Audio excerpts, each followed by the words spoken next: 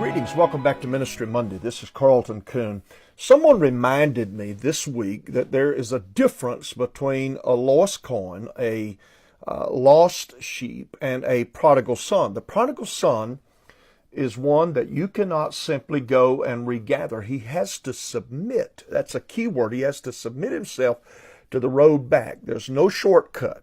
It's important to know the difference in your ministry between those who are prodigals and those who are wandering sheep. Some prodigals would stay in the pigsty of their self-absorption, while wandering sheep are fold creatures. They want to participate in the ongoing process of the body of Christ. It's not about them. They desire the flock.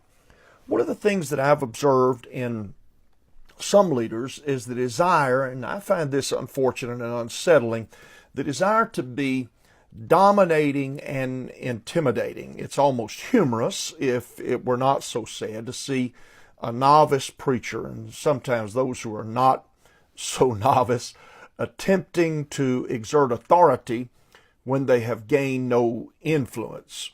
I read years ago, you cannot rebuke where you have no relationship. I think that's true. Sometimes we can become a bit like the puffer fish. You're familiar with it. It swells to make itself appear bigger than it really is. I've watched people do that. I may have done it myself at times. The contrast to being so full of ourselves is that we have a real care for people. A godly shepherd does not engender fear in anything except the wolves and the bears and the lions that would devour. In one of his books, C. Gene Wilkes put it right. He said, people prefer to follow those who help them, not those who intimidate them. As a pastor walks among the Sunday school teachers, or he spends time in leadership development of those young people who will be the future leaders of the church, as he touches people in the prayer room or during a Bible study, all of those things are places where that we make connection and we have an influence and we have an impact. Let me give you some ideas I've used that have meant quite a bit to me and being among the flock. Someday I'd like to write a book actually about pastoral hacks. Many of these are just a quick touch, which the shepherd of any significant flock is going to often be limited to doing.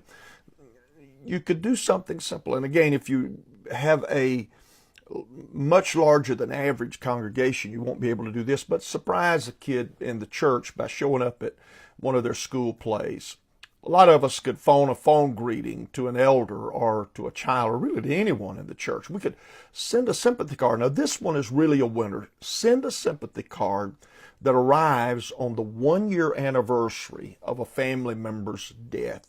Little things mean a lot in caring for the flock of God. A good shepherd is interested in his flock. You be interested in the people of God. I dare you. Today, try it.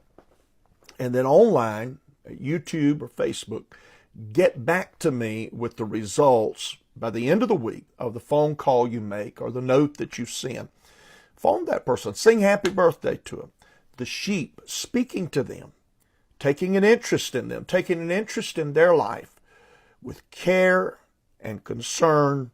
It will always, always work. And I reiterate what I opened with. Know the difference between the prodigal son and the wandering lamb. It makes a difference in how you deal with them.